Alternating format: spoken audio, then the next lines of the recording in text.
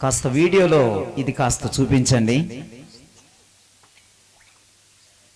నిజంగానే అది గాయంగా ఉందా?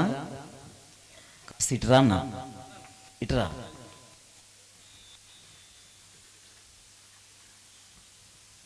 చూసారా? నాకు తెలియదు. ఒకసారి ఈ గాయాన్ని చూడండి.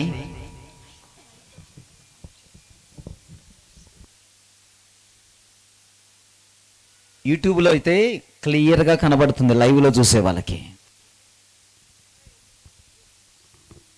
జాగ్రత్తగా వినండి. ఈ గాయాన్ని దేవుడు మానిపోబోతున్నాడా?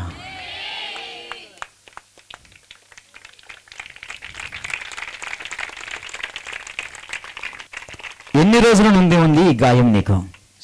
20 రోజులైంది. బాగా అవుతుందా? బాగా ఎన్ని రోజుల నుండి ఉంది నీకు ఇది? మన జనవరి నెల నుంచి.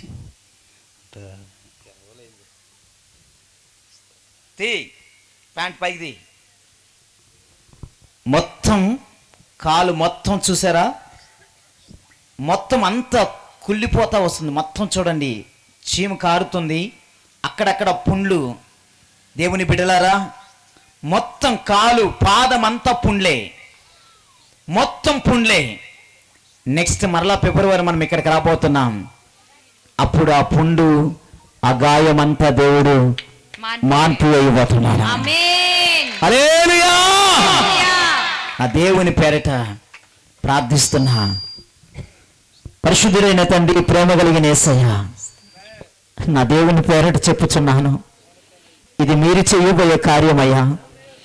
మీరు ఇవ్వబోయే కార్యం, మీరు చేయబోయే కార్యం.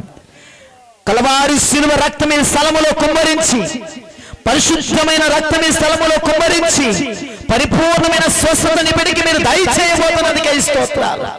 వచ్చేటువంటి ఫిబ్రవరి మాసములో ఈ స్థలం అందే నీ కుమారుని నీ సాక్షిగా నిలవబెట్టబోతున్నందుకే వందనాలు.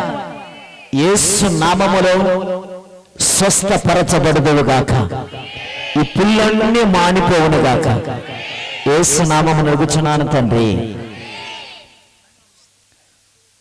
ఎన్ని బాగా ఫోటో తీసుకోండి.